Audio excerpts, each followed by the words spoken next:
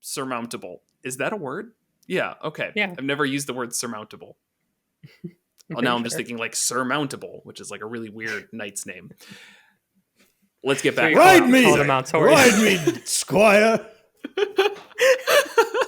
Maybe that's like the horse's name. Yeah, that's what I was saying. That's a good like knight's horse's name, surmountable. Welcome to Monsters in Multiclass. I'm Ellie. I'm Jared Warnagle. And I'm Will Melden. And on this episode, we are taking a look at the Adult Red Dragon in Pathfinder, 2nd edition. So another Pathfinder monster episode here. Dragons within Pathfinder are kind of what you would expect from Dungeons & Dragons and just about anywhere else. They have the chromatic and the metallic. Red dragons are the chromatic, and they are considered the fiercest of the chromatic within the Pathfinder universe. They are evil. They are arrogance. They look to subjugate others. They generally don't interact with anybody and make the people they've enslaved do it. They have a treasure hoard. It's all very typical dragon stuff. We're not really doing anything all that exciting there, but it's fine. Hey, we talked about more. red dragons first in our Hot Ones episode. We talked about them briefly, yeah. Oh. I don't know for how long. That's probably a terrible discussion, but yeah, check out the Hot Ones episode. Oh, yeah. That was for the D&D Red Dragon. Yes. Just because, yeah, if you're new here, we've primarily been a D&D podcast and have been branching out into Pathfinder stuff. And so a lot of our talks are about Pathfinder relating back to Dungeons & Dragons 5th edition and what's different and blah, blah, blah.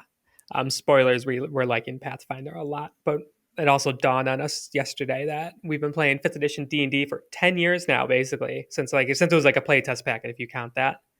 So it's like no wonder we're feeling burnt out on it. All right. Anyway, so we'll go into the stat block. We'll go through it, talk about things, what we like, how to use them, what's cool about them, what we think's busted, etc. Usual kind of monster highlight episode. So the Adult Red Dragon is a creature level 14 in Pathfinder. It is huge, chaotic evil.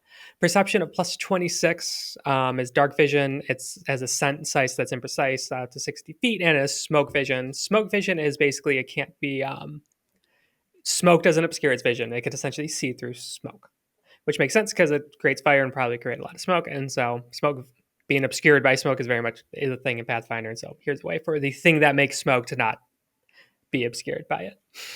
Yeah, it's interesting they have so many vision types. If you just look at 5th edition, they just had blind sight out to 60 feet, and that kind of did the same thing. Right. I like how it's not that because it still gives you the option to really be able to hide from this thing and hide behind stuff because it's not this like omnipotent being. It could just see through smoke. Right. All right, languages: Common, Draconic, Dwarven, and Orcish. Nothing exciting there. Change them up as you need, as always. Skills: Acrobatics plus 23, Arcana plus 25, Athletics plus 29, Deception plus 25, Diplomacy plus 25, Intimidation plus 27, and Stealth plus 23. Super high skills. Some of these seem kind of silly. Like a dragon doing acrobatics is like hard to picture when that would come up. Unless you'd like doing aerial maneuvers. A dragon on a tightrope. Right. Go aerial maneuvers. Yeah, that probably makes more sense. Yeah, I mean, really any time that you think of a dragon, dexterous isn't specifically what comes to mind. Like, I wouldn't expect him to be clumsy, but... Right. Yeah, I don't anticipate them doing many fine motions of balance or other acrobatic displays. Yeah, but then again, maybe we're thinking about that too much D&D mindset because within Pathfinder there is more like in combat mechanical things that interact with skills. Like if you're trying to trip someone, it's an athletics check over their reflex save DC. I'm sure there's probably something that uses acrobatics. Yeah, so the acrobatics skill comes up when you use the escape basic action. So you can use acrobatics, but you can also use athletics anytime you want to escape. So you're going to use athletics, which is a plus 29. So mechanically, nothing that's immediately jumping to mind. Right. Plus 23 stealth feels a little funny. Yeah. There's maneuver in flight. So you did say aerial acrobatics. So that actually kind of fits. Otherwise, we've got tumble through if the dragon wants to squeeze through your space real quick. The huge one, yeah. Yeah. And then balance, where they could cross a narrow surface. So I am just imagining like a dragon kind of tiptoeing across like a tiny chasm. Yeah. I'm going to go with the aerial maneuvers. Yep. And again, it may be some sort of class of feature or ability that triggers the enemy having to make an acrobatics skill check for whatever reason. Right. All right, strength +7, dex 3, con 6, intelligence 3, wisdom 4, charisma 5. These are all pluses. Again, if you come from the 5th edition, they just give like what the plus is. It's not saying its strength is 7, it's +7, which is like 30 something. So very high stuff there. AC at 37, fortitude save of 28, reflex save of 25, will save of 26, and +1 status to all saves versus magic. And these numbers really just are insane. Like an AC of 37 is unheard of in D&D. And that's definitely something that's been like a sticker shock thing, especially as you looking at higher Pathfinder stuff of getting used to and not having that bounded accuracy. Yeah. I mean, I went into a long rant about it in our group chat that was basically, it's like the numbers are, as you said, they're sticker shock. But when you compare the percentages to what 5th edition is generally dealing with, it's nowhere near as terrifying because, that AC of 37, okay, you're also probably going to have like a plus 25, 26 to hit. And on top of that, a lot of what Pathfinder's built around is decreasing those numbers by small amounts, but stacking those small amounts until it goes from insurmountable to surmountable. Is that a word? Yeah. Okay. Yeah. I've never used the word surmountable. Now I'm just thinking like surmountable, which is like a really weird knight's name. Let's get back. Ride me, squire. Maybe that's like the horse's name. Yeah, that's what I was saying. That's a good like knight's horse's name, surmountable. Anyways, so that 37, drops to a 35, and then you drop it to a 34, and then you're increasing your attacks via, magic weapon or obviously item bonuses and things like that to the point where you're probably hitting them 50% of the time. And then you look at Dungeons & Dragons 5th edition and you're like, okay, what's a adult red dragon's AC? It's 19. It's a challenge rating 17. By that point, I probably have a plus 10 to hit. That gives me about a 50-ish% chance I'm going to hit them. So, a lot of times it seems like it comes out to that amount. They're just able to tweak the math more because the numbers are unbounded, as Will has said in the past. Right. It's definitely it does feel like it takes more care from the players in Pathfinder to find those ways to lower their AC or bump their stuff and kind of whittle that down, where in 5th edition D&D that's not really the case as much. Yeah, it's almost discouraged to try and debuff dragons compared to just smacking them, because if you spend all of your time casting spells on them or doing whatever, they've got legendary resistances, they've got advantage against magic saves. Adult red dragon doesn't have that, but regardless, 3 legendary resistances a day plus extremely high saving throws means a lot of time you just feel like you're wasting your turn as a spellcaster if you're not just blowing it up. Yeah, it is. And then I think I see a lot of people say that it's a common issue when new people come into Pathfinder is they think I'm going to have that same mentality of just let's blow it up before it kills us. And then you're never really able to pierce through its armor. It leads to more tactical play. You're right. For sure. And also just one last thing with bounded accuracy before we unbounded accuracy before we move on is it does make the differences in levels huge. Within 5th edition, like obviously there is a big difference if you're level 3 and you go up against an adult red dragon, you're gonna die, and you're not gonna win that fight because it's just gonna breath attack you or just smack you down, and that's that. Because the damage does go up. The damage is unbounded in 5th edition, but it could still miss you. You can still hit it, and there always feels like you're kind of useful, like even bringing along low level NPC to take pot shots from the back. It has its uses because they will sometimes hit and do a bit of damage. And it always felt weird to me, or when we were doing bigger monster episodes of the the elder elementals of these huge storms that you fight at like level challenge rating 20 plus, and like level 1 commoners of crossbows can be shooting at it from afar and having a big impact, and I always just felt odd, and there's not much you could do about it. It's the Goblin Within Arena problem. Yeah, exactly. Yeah. Within Pathfinder second edition here, it's very much as things level up, lower levels become worthless. In the campaign I'm playing with, we're currently level 3. We got in a fight that went really, really poorly. That entire party's cursed. Like, no one could roll over a 5, I swear. And then DM keeps rolling 20s. And it actually got to a really bad situation, which was not intended to be. Really quick. We're also all new, so still learning the system probably weren't playing optimally. And so they had a NPC that was kind of with us, but wasn't really actually going to be fighting alongside us yet, join into the fight, who was level 12. And the difference between our level 3 and level 12 PCs were absolutely insane. The level 12 PC could not be hit. Their AC was just too high to be hit by any of the monsters that were out there that were currently decimating us. And it was impossible there for them to miss. And the damage that they did basically one-shotted everything. Because I'm sure they were critting 50% of the time, let alone Yeah. from Yeah. Basically every hitting hit most was of a the time. crit. Yeah. Because you have that threshold of 10 or above. Yeah. Yeah. It's definitely a good identifier of like, not to critique that DM who definitely listens to the podcast. You're doing a great job. You're just learning a new system. You are.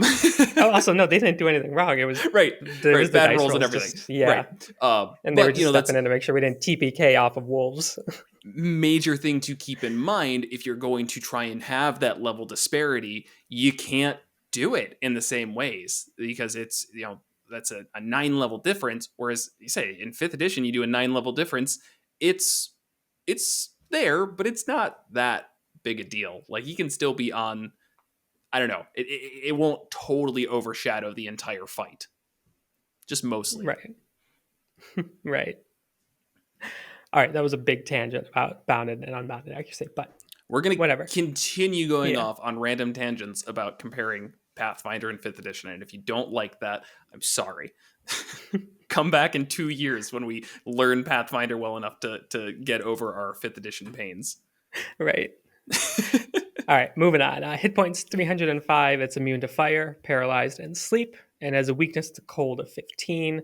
Weaknesses within Pathfinder are not like vulnerabilities. It doesn't double the damage. It's basically saying, in this case, cold at 15. If you do cold damage to it, in addition to the damage that you do, 15 extra damage will be added on top.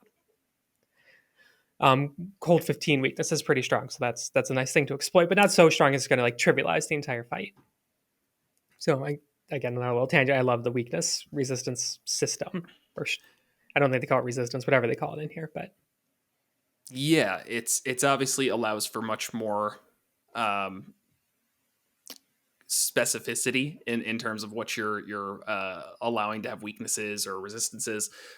Cold 15 seems, I mean, you say it's not a lot. That seems like a ton actually, because even if you're just doing 5 cold damage, then that's 20. I mean, it's a pretty solid chunk of its HP. Where I'm lacking here is I don't know enough about how much damage spells do to say whether or not that's like going to be too much or make the like trivialize things. To me, and again, we haven't played at this high of level really, and so yeah, I'm in the same boat of not having a good grasp on spell damage, but it seems like it's a good amount of damage, but not to the point of trivializing the entire fight. Right. It's not like what making him vulnerable and double damage would be. Most of what obviously double damage would be absurd, right? But yeah, it definitely lends to finding ways to prepare yourself. If you know this information, if your party is able to figure out that adult red dragons have a weakness to cold damage, maybe before you go and fight it, you go and find a salve to put on your weapon that does cold damage, and now the fighter is doing significantly more damage, and kind of keeping those things in mind to make the fight possible in the first place. And that's I think how the weaknesses feel a lot of times. It's like you almost need to exploit them, because if you don't, you're going to have a very, very hard time. Yeah, for sure. I think we've talked about it before as well. The resistances. I think this is one of those systems that you can actually pretty safely rip out and put in your D&D game. Yeah, the amounts you might need to tweak, but yeah, obviously, like everything is a little bit changed here, so just look at it and figure it out. The resistances, we talked about that. You do have to be careful where you're creating a damage threshold that can't be possibly overcome. But yeah, I like the idea of figuring out a way to do cold damage consistently, just blowing up your damage. Right. So you can, this becomes a very, very difficult encounter for a low level party that can now overcome it through some kind of trickery, which is always fun. You just punk the dragon with your cold damage weapons, and the DM is happy because they wanted you to do that. That's great. And I think that's a really interesting way of putting it too, because yeah, I even feel that like if my party was preparing in that way, they succeeded on the recall knowledge check regarding dragons, which is a DC 32. So it's not low. And once they succeed it, they now know, oh, it's a weakness to cold. There's stories in the past of dragons being felled or at least held back due to cold damage in some fashion. Now you've got a quest for them to obtain a method of consistent cold damage. And then there's the actual confrontation where the dragon, recognizing the cold damage, probably being pretty confident at the start of the fight, is now focusing the person who is using cold damage, or people, whatever, if it's multiple, however that's handled. But it just creates this narrative that you can read the stat block and you see it play out, and you're like, oh, I am inspired to put this situation together and watch my players succeed or fail miserably. But it's the possibility is there. I get childlike joy reading these stat blocks. I really do. Like it talking about being that burnt out. I mean, I've been DMing 5th edition for I think 7, almost 8 years now. I'm coming up on, and I'm just so tired of having to tweak monsters to have fun with them. Yeah, there's a lot to work with it. These stat blocks that we keep seeing over and over and over. To make really cool encounters. Let's move on. All right, moving on, then there's this Dragon Heat, which is an aura, 5 feet, 3d6 fire damage, DC 13 basic reflex. I realizing I forgot to actually specifically look up how that works. My assumption is at the start of its turn, any creature within 5 feet makes a DC 30 reflex save or takes 3d6 fire damage, but... So it is at the start of your own turn, if you are within 30 feet of it. Yeah, okay. So it's, once again, something that's putting it on the players a little bit more so, but yes, at the start of their turn, if they're within the 5 feet, so really only going to be targeting your marshals, as it states, DC 30 basic reflex save on I believe it's usual stuff here, where if you fail, then it's the 3d6 damage. If you critically fail, it's doubled, and then reverse on the successes. Halved on a success, none on a critical success. If that is incorrect, let us know in the comments, because that is not specified in the aura or really anywhere that I can find. And then the next one is also not super clear. Frightful Presence. Like, I mean, I understand the intent of it. It's a 90-foot aura. It says DC 33. I'm assuming that the wisdom save doesn't specify it here in the stat block. It doesn't specify it. That is a little odd. So yeah, I'm assuming that fear is always the same one. And so that's, you said wisdom. Is wisdom even right? Isn't it? Will save. You're right. Will save. That's the that's the word we're looking for. Yes. D&D in it up. Will save. Likely that is a will save. Same deal. It's the start of your turn. And that one I did find, where it is if you succeed, you take... shit. I did look it up and now I forgot it. So Frightful, it sounds like Frightful Presence is not unique. It is not. So Frightful Presence is specifically something in the Bestiary, page 343. Here, so it's just like... if I could. Yeah, go for it. Okay, a creature that first enters the area must attempt a will save. Regardless of the result of the saving throw, the creature is temporarily immune to this monster's frightful presence for 1 minute. A critical success on the will save, the creature is unaffected. A regular success, the creature is frightened 1. Failure, the creature is frightened 2. Critical failure, the creature is frightened 4. The frightened condition is you take a status penalty equal to the value of the frightened condition to all your checks and DCs, unless specified otherwise. At the end of each of your turns, the value of the frightened condition decreases by 1. Okay, that's that. Again, that kind of self-referential rules thing we've been honestly complaining about a bit with Pathfinder. It's like just as frightful presence, and the stat blocking does not explain how it works. And I'm actually even looking at it digitally on their official Pathfinder Nexus, and it's not even a click you can click. So I got to look at that up. And that says you get the frightened condition, then you got to look up the frightened condition. At least I don't have to Google it and find a tweet from 3 years ago. Right, that's true. That's very true. It's like, yeah, all the information is out there. It's just it's a rabbit hole. You got to keep going down. So it's, within 5th edition dragons and just a lot of large, scary, legendary creatures have a frightful presence. I think it's the exact same name in the 5th edition, but it's usually like in action or part of your multi-attack that they have to do once, and then it always just feels kind of really crappy, like to take up your actions with that. I like how this is just automatic. I do also like, though, how they added in with it, you're immune for a minute, regardless. Even if you fail, you don't have to keep rolling and keep getting frightened more and more and more. Until you're like frightened 20. Right. And the status penalty is much more interesting as well compared to frightened condition from 5th edition, which is just disadvantage on ability checks and attack rolls while within the line of sight of the source of your fear, and then the creature can't willingly move closer to its source of fear. So it, which to me, sucks. kind of it does suck really bad. Right. It either totally sucks or it totally doesn't matter. If you're looking at a spellcaster, then it literally, you just don't care at all. Whereas if you're a martial character, it's genuinely the worst thing that could happen. And as a martial character, you're more likely to have your wisdom lower than the spellcasters. So it seems like this kind of loop that it affects the people that it should almost affect the least, or it's the most painful towards. Right. So yeah, the other issue is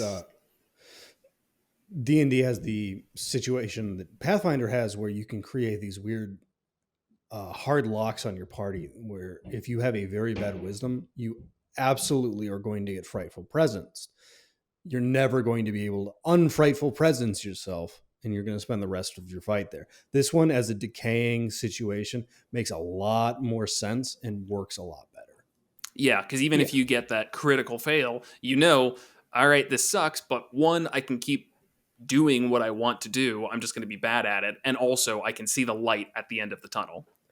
Right. And it can make for cool character moments to play out in the fight about how you're initially struck with this fear and you kind of find your courage and your footing, so to speak, as the battle goes on. As the adrenaline really kicks in. Love it. Yeah. All right, and then adult red dragons also get attack of opportunity for the jaws only. We'll get to what the jaws in a minute here. Just to clarify, because this is different within Pathfinder 2nd edition, not everything automatically gets an attack of opportunity. It's the same idea of what it is in D&D. If something like leaves your reach, you get a free attack against them. They're more powerful in here because more things trigger it, such as like doing a manipulate action within someone's reach or a ranged attack, even moving around a creature. Like if you don't leave the reach and the creature has attack of opportunities, triggers it.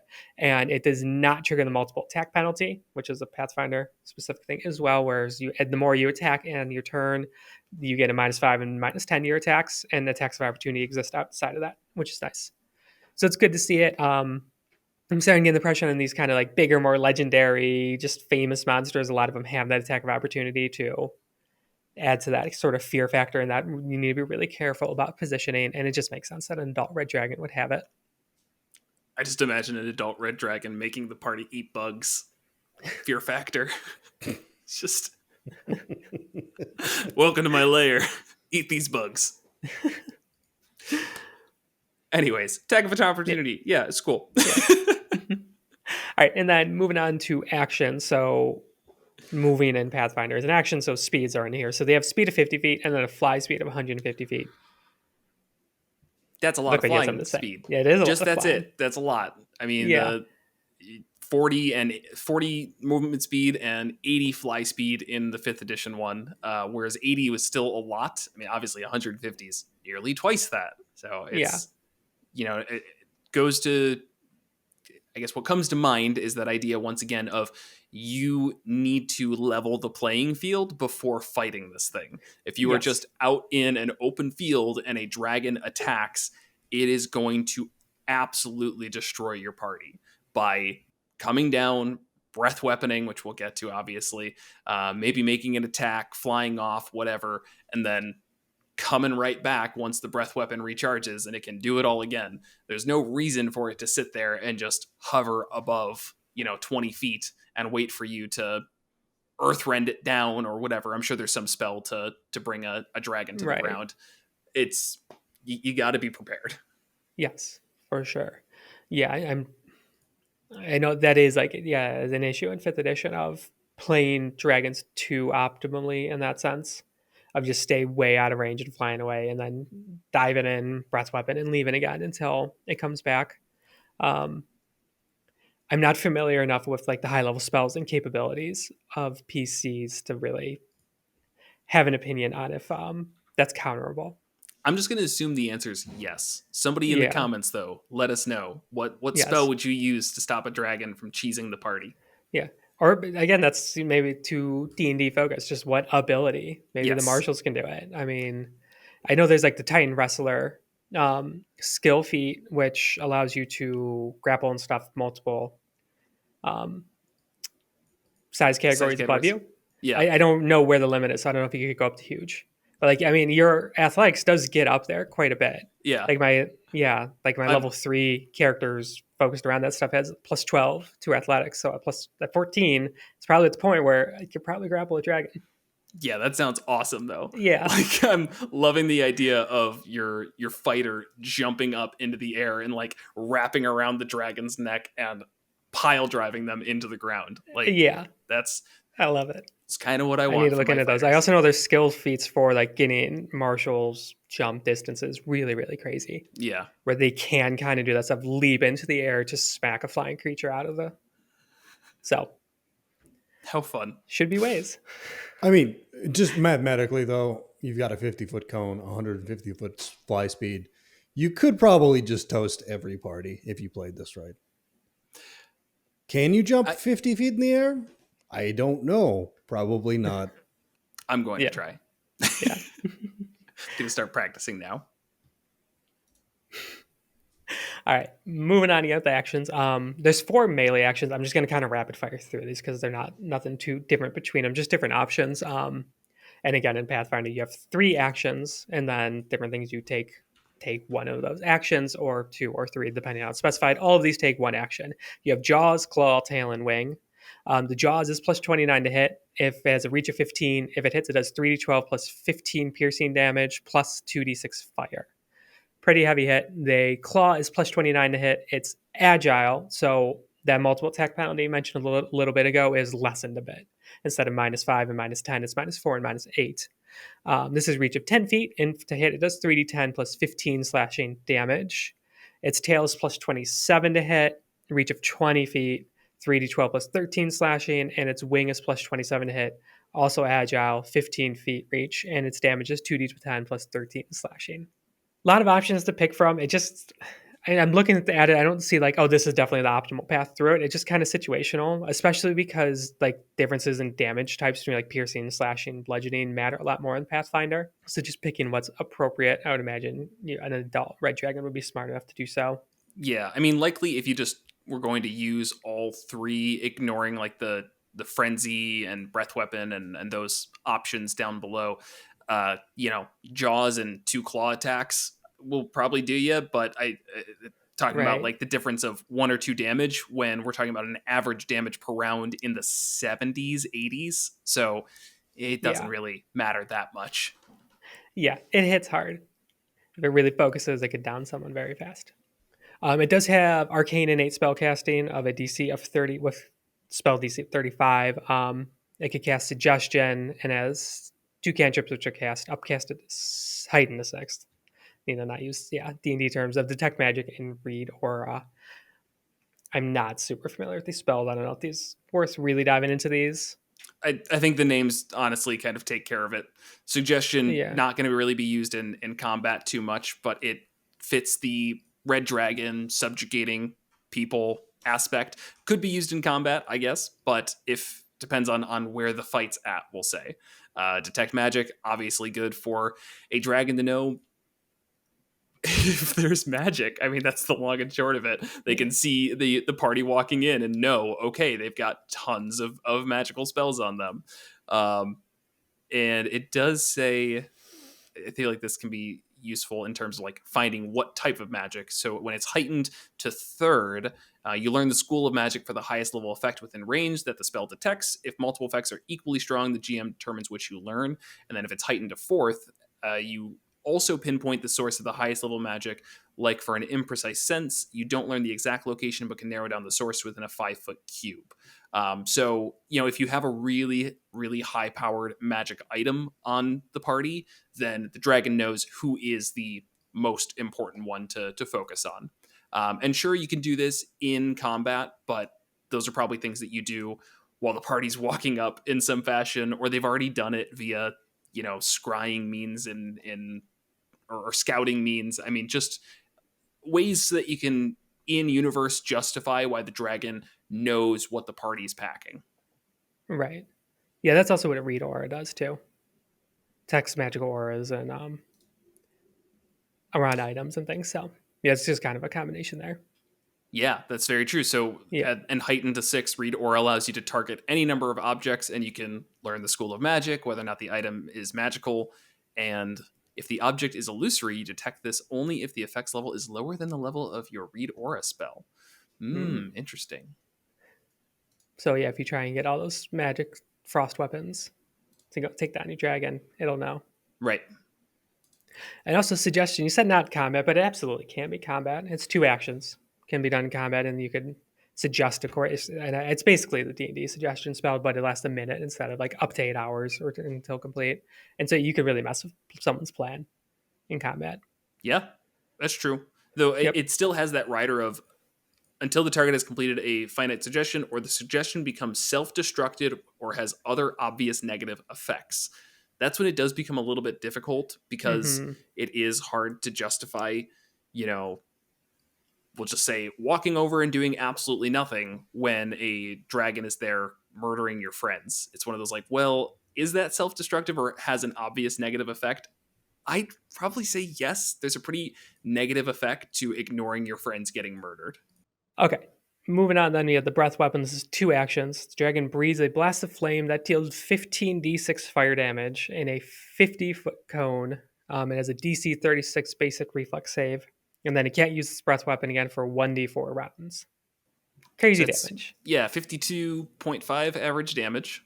And actually, obviously, it's not as high as I thought. I guess if D6s stay, don't get too crazy. Correct. Yeah, 3.5 times 15. So, yeah, but it is a DC 36 reflex save, and it's a 50-foot cone. So the expectation is that you're hitting multiple people at once with it. But no, it would not be worth it in comparison to attacking with jaws and claws and everything. As I was mentioning, that's more in the average of like 70 to 80. I didn't do the math on it, but that was quick napkin math. And it's only good if you're getting them grouped up. Yeah.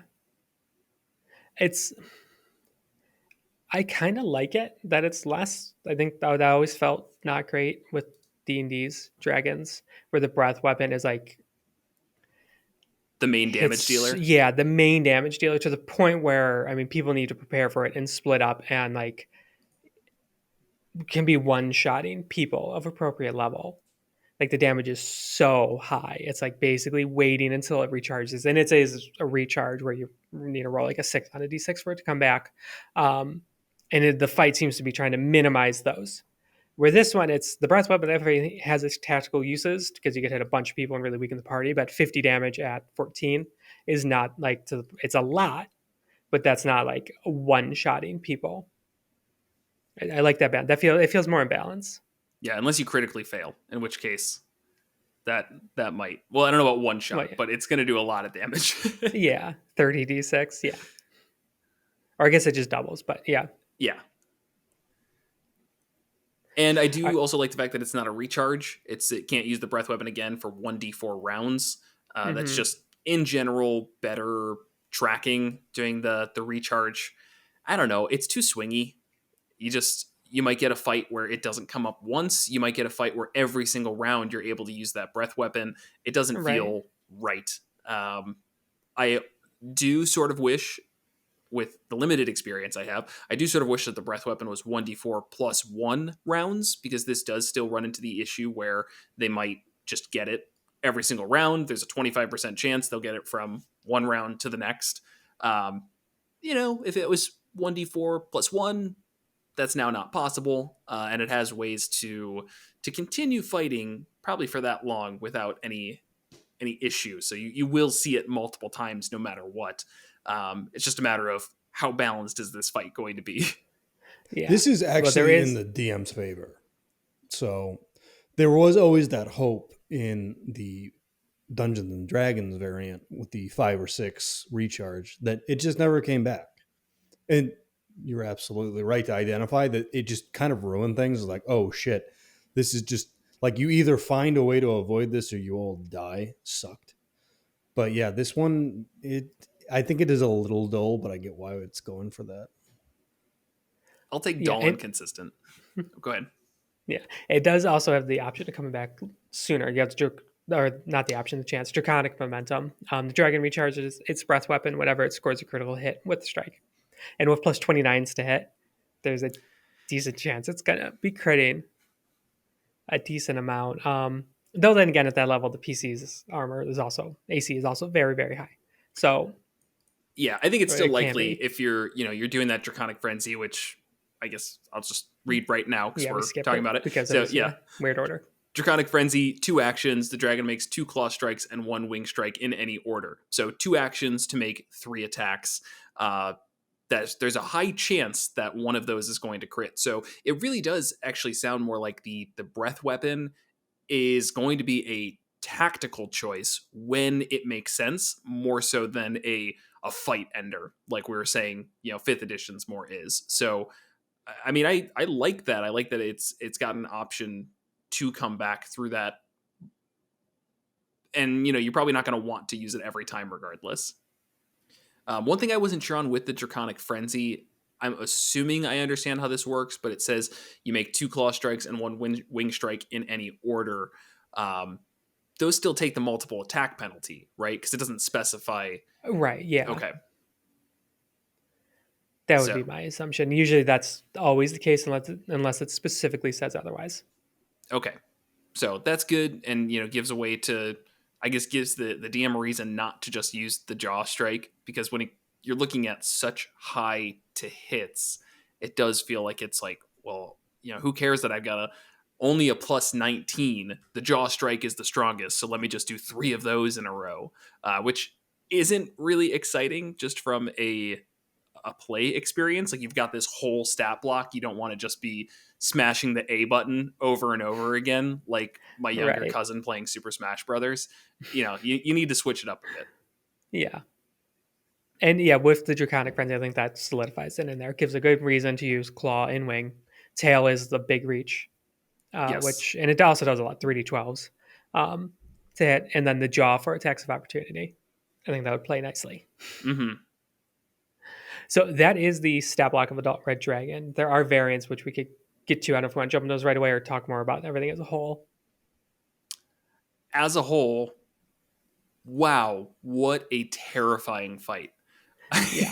I really am. Like, I'm having a hard time kind of playing it out of how a party would be able to overcome this.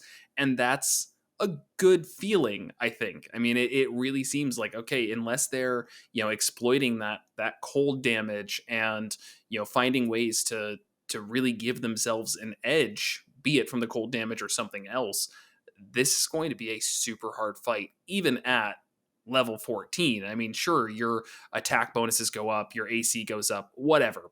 But, if we just say a white room and everything is 50-50 in terms of whether or not you hit or they hit, the dragon is going to take you down before you take them down. And that's kind of what's important here, is that they've got the upper hand. And it's a dragon. It should.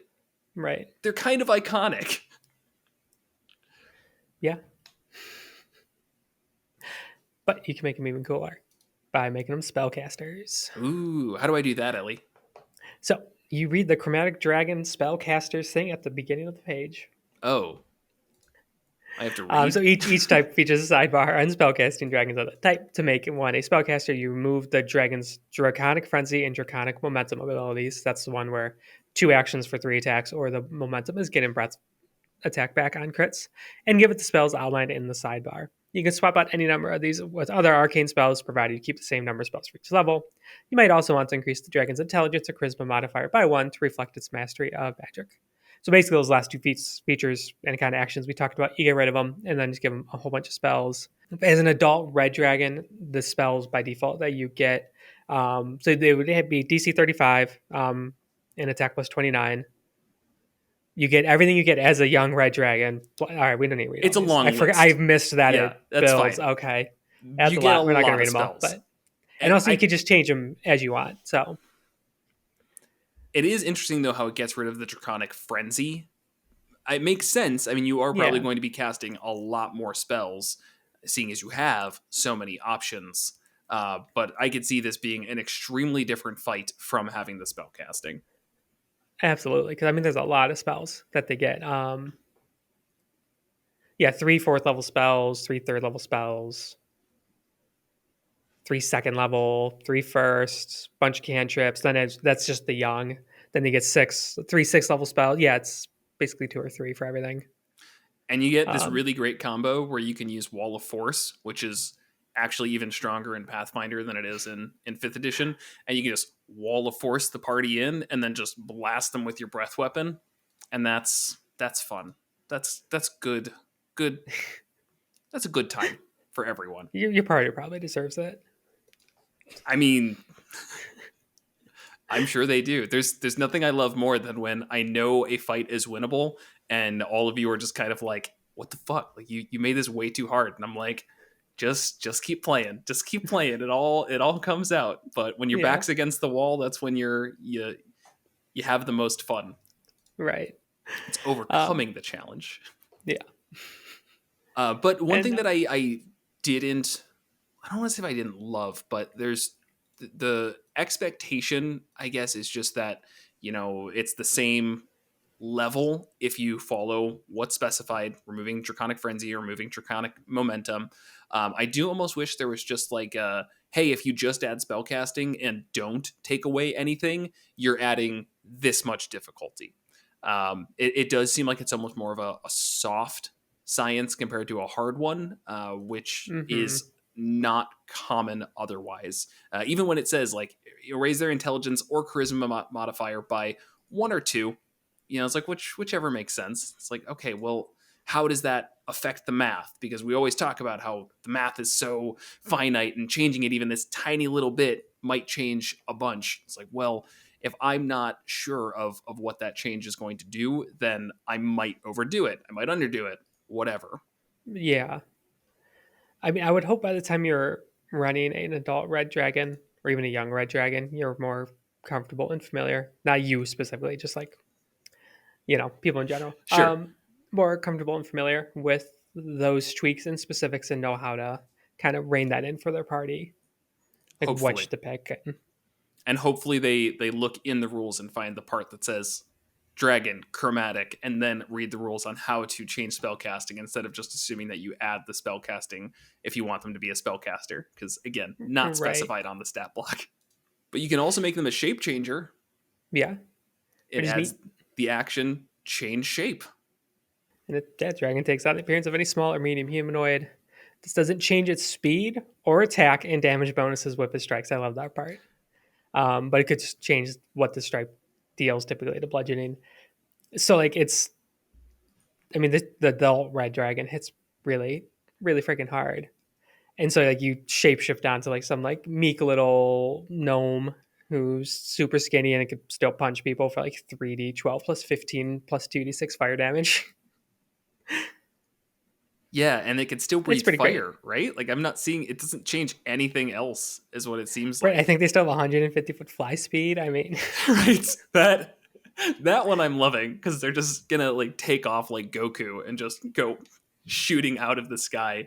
But it could be a really great way to let your party know that they don't know what they're getting into. They think it's just an NPC. They're getting a little bit uppity, and a fight starts, and first strike this, he said little gnome or something, just clocks the fighter for 3d12 plus 15 plus 2d6 fire damage. And then it's just kind of that pause as the gnome then flies away. And you're like, what did we just make an enemy? Like, what just happened? So I'm just reading up, like specifically there's the polymorph trait. I'm seeing if it says anything about like losing your features. I don't know. It's not super clear. Doesn't look like it. I don't see anything that would specify that you lose it's only if you're like, if a dragon transforms into a sheep, they realistically cannot attack. Right. Though they could, because it says it specifically calls out in the special rules for the dragons change shape that it does not lose its strike bonuses and damage. Yeah. So just get bit by a sheep for 3d12 plus 15 plus 2d6 fire damage. Stay back. If I was a red dragon, I think that's a joke I'd play. Just like hang out as like a goat in like some farmer's field. And some like uppity adventure comes around. I'm just imagining like getting bit and just like exploding into flames and just taking off like into the sky. A twinkle left behind. Yeah. As the goat. Yes. Yeah, still as the goat, just like rocketing off. Yeah, that's good. Make all the dragon shape changers. That's now a requirement, not a suggestion. But all right, more serious with the shape changing though. It is does just add a lot of layers to an adventure around a dragon. You know, dragons are very intelligent and have grand goals, usually like to try and take over an entire area, if not the world, and probably generally see themselves as the best typical dragon shit. And so having one that could change shape and infiltrate into things, it's interesting. There's a lot that can be done with that. The D&D technically does it only with metallic dragons. Correct. Which felt like that was lacking. I know at some point, I don't remember specifically where, we've talked about that on the show, like just give chromatic dragon shape changes well. Let the villains do it too. And it's just more interesting. So I'm glad that it's here. But otherwise, in terms of how you would use this, it's a dragon. Use it in dragon ways. I mean, really, it's iconic for a reason. And this is really making me want to have a dragon fight, but I won't do it in 5th edition. Right now, it makes 0 sense where our campaign's at, but I'm itching for it. It's been a couple years. Like maybe a big dragon fight? Mm-hmm. Okay. Because we had a dragon fight, but I think it was young. Yeah, that was, as I mock you all in game, it was just a young dragon. It wasn't that impressive. Right. But, that is good to say, though, where this has a lot of stuff that you can steal for 5th edition. There's no reason you can't. I mean, really, the dragon heat, the aura aspect, steal, the way that the fear ability works, steal it. It's probably going to, tweak the math, because the math doesn't always work out. But if you're willing to have a more complicated fear effect, you can do it. Steal it. Probably more the other stuff doesn't really matter too much. The breath weapon, maybe if you want to change it to the 1d4 rounds instead of the recharge ability, that's not really shaking up your entire play or anything. But Will, you mentioned earlier the weaknesses, resistances aspect, totally easy to steal. I think there's a good amount that you can take from this to make your 5th edition dragon fights a little more interesting. Yeah, absolutely. Yeah, a lot of little things like that in Pathfinder. And if you want to make run it in Pathfinder. Or just run it in Pathfinder, that is obviously an option. Yeah. But if you're like us and currently finishing up a 5th edition campaign and oh, go fuck yourself. You're we have correct. 6 more years. If you're at the very beginning of a 5th edition campaign and see no end in sight. We're also like a year into it too, but we do long campaigns, so it's what we enjoy. I'm giving you a hard time, but I do enjoy the long form campaigns, and I get not switching in the middle, and I don't want to cut it off short because there's been a lot of focus on character development and where arcs go and blah blah blah blah blah. Right. But if you're looking to maybe change up your dragon fights a little bit more, one suggestion that I always have is to buy dice from fanrolldice.com, specifically using the code MM10 and getting yourself like some dice that fit the dragon that you want to use. And then you can like show it off to your party. Like, hey, I bought dice specifically for this fight and I'm going to murder you. It's really just a great way to add fun, camaraderie, and you save 10% off using the code MM10. So kind of hard to argue with. Mm-hmm. Definitely worth it. Yeah, every single encounter you run should have its own unique dice as the DM. Let's not get absurd here. Maybe you buy a set per element, and if you can't tie it to that monster, then you probably need more dice. Let's set some reasonable limits here. Okay, yeah, that's reasonable. And make sure you bulk purchase because you get free shipping on orders over $50. So, let's play it smart here, everyone. We're here for optimizing at least a little bit. Thank you, as always, to our patrons: Cameron Z, Ed G, Craig A, Brian H, Isaac M, Jeff W, Star Shinobi, McKinnon T, Vincent M, Barons, Bob F, Gray, Joe P, Muddleweight, Rick D, Sir Laugh-A-Lot, Sentinel D20, Tyler S, Adam A, and Rob K. You all are fantastic. So that's it. Cool. As always, thanks for watching.